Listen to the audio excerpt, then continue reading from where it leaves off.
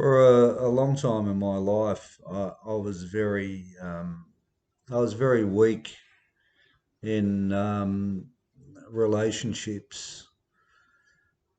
I really struggled to cope. I was very inadequate, insecure.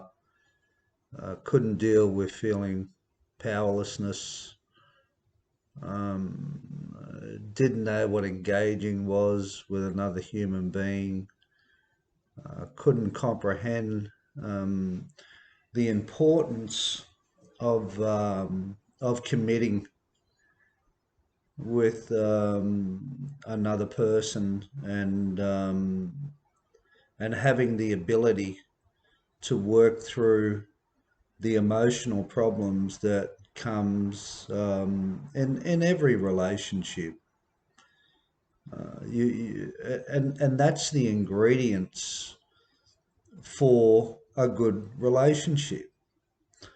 We all need to understand that commitment to each other with the content of respecting how each other feels in any given situation. And why I use that word respect is it's a very powerful word. And if it's used in its correct content, it carries a hell of a lot of alignment structure within most people that use it in its right context. Once upon a time, I used to envisage and perceive respect with aggression and violence. And, based on the environments I was living, if you didn't earn that respect, then you probably weren't going to be anybody in particular in the prison world and in living in antisocial environments. Um, yeah, and I used to look up to people that were so-called good fighters or people that other people feared, people that um, portrayed a persona of violence or aggression.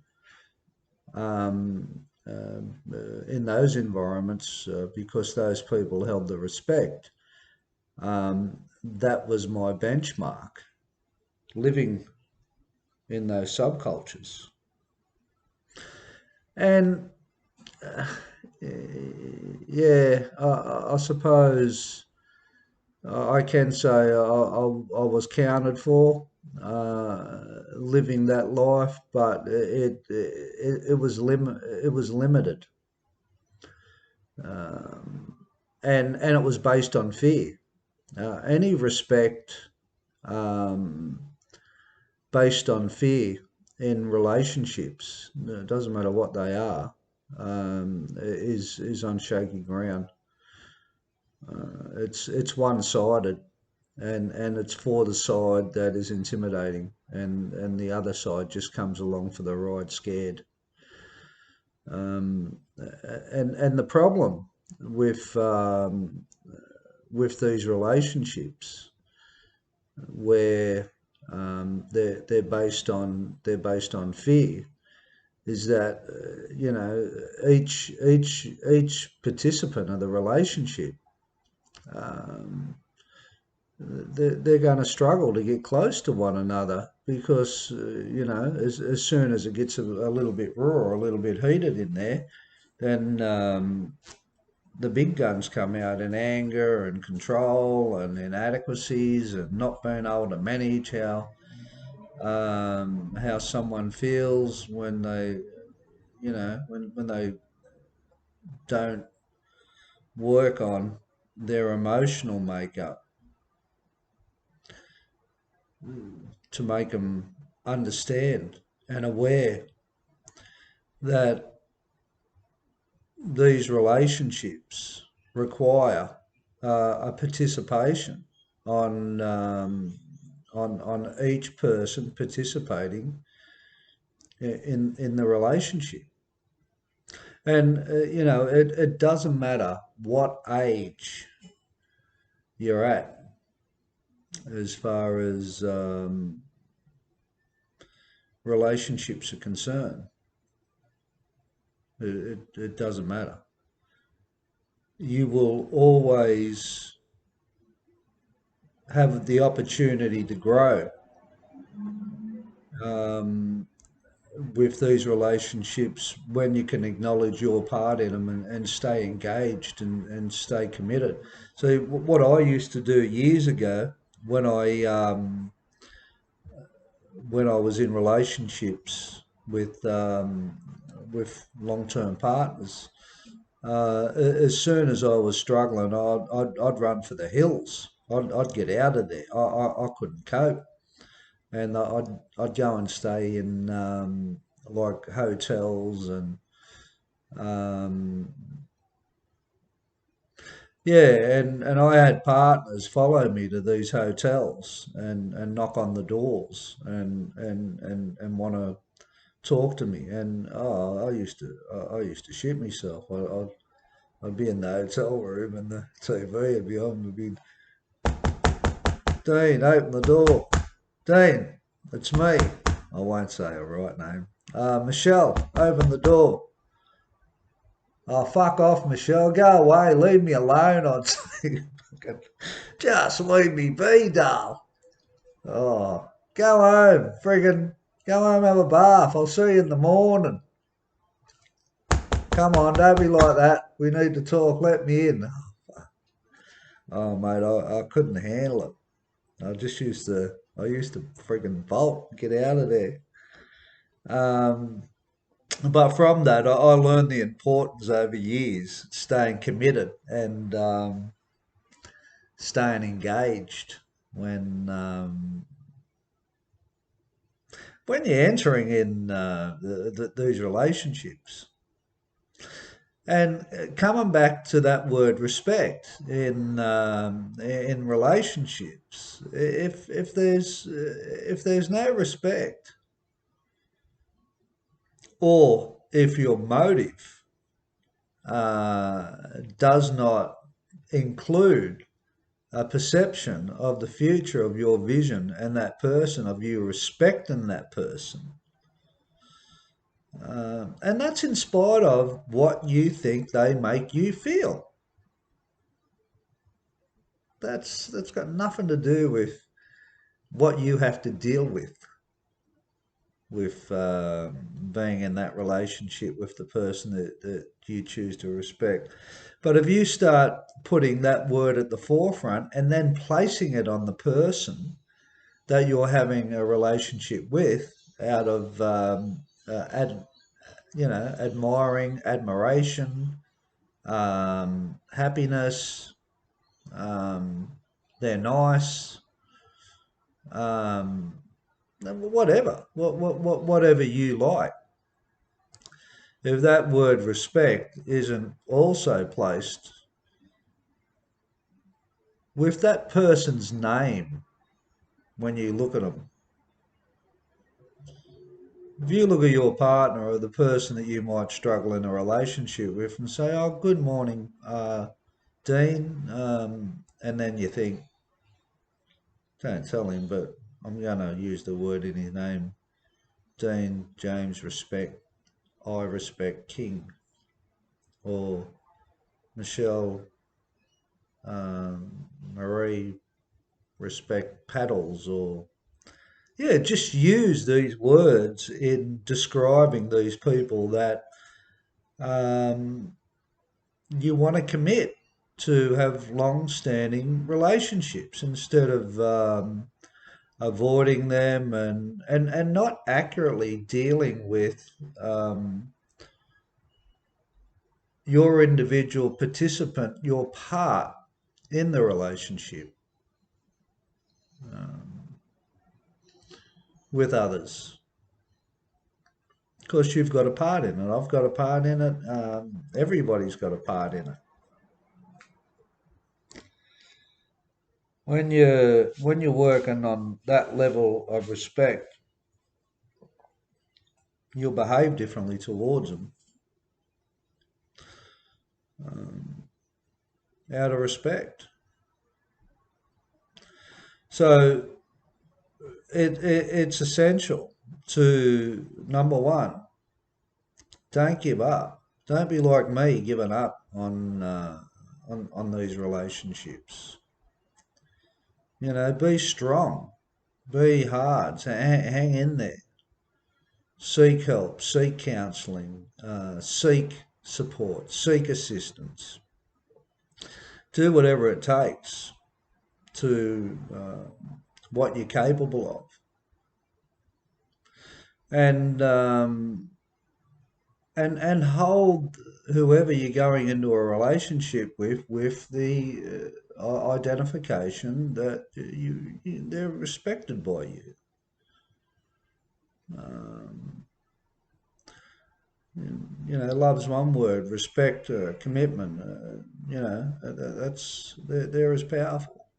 They're as powerful as it, because if you haven't got commitment and respect amongst love, you haven't got love. You might think you have love, um, but you've got abuse, and you don't see it. You've been abused, and you fail to see it, and you got the blinkers on, and nobody has given you information, hopefully up until now, for you to see it, because when you search, you find. When you seek, you do get. There's always something within every single soul that, if you have a big enough open heart, there will always be something within yourself that you have the privilege of defining and making it better for you and everybody else around you during your life. And I say everybody else around you because when you go into relationships, they're not singular. And you're going to have your days in there, it's going to be hard. But when you respect somebody, you'll behave differently. Back in the days of running around in prison yards and homes and stuff, those people that were not just aggressive, because there was aggressive people in there, they were respected, but respected differently based on how they presented their aggression. The ones that presented their aggression subtly and didn't show it, but they could turn it on, they like the quiet achievers. They held respect too. And there was some really aggressive people that people just avoided because they were absolutely petrified of them. That's a whole that's a whole new level. But as I said, get respect in its perspective. It doesn't work in fear. Trust me, I know it doesn't work in fear. I have lived that, and it's limited. The only place respect works really well is in yourself individually, and you respecting the world, and you respecting life, and you respecting creation, and you respecting a higher power or God or whoever it is, or your feeling within your heart and soul, respecting that. Respect yourself, respect every inch of yourself, respect every atom of yourself. You respect yourself, then in a healthy and loving way and a beautiful way and a peaceful way, you'll have a huge impact on others for the good, um, for the good in the long term. And if anything I've said, yeah, if there's any comments, yeah, don't be shy. Leave a comment. If you, yeah, subscribe. I appreciate it. If the more subscribers, the better. And I'm also on Anchor. I've got a podcast there. It's called True Crime and Prison Diaries, and that's a podcast of all my adventures. Well, not all, a lot of adventures through my prison life, and a lot of stories in there.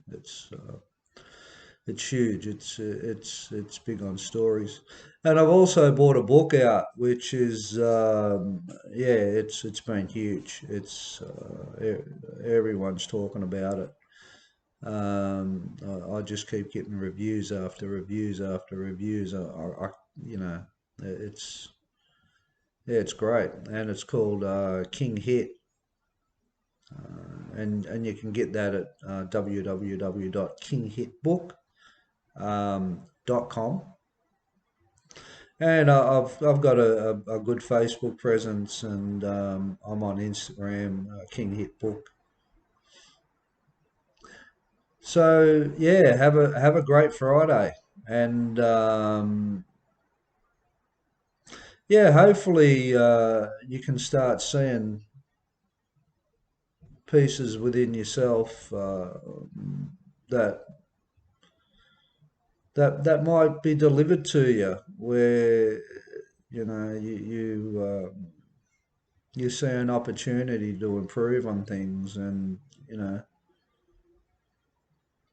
look at the end game. Try not to you know just look down where your feet are going at the moment. Try and look at a destiny with it. So it's important to have an end game. All right, have a great Friday. Take care.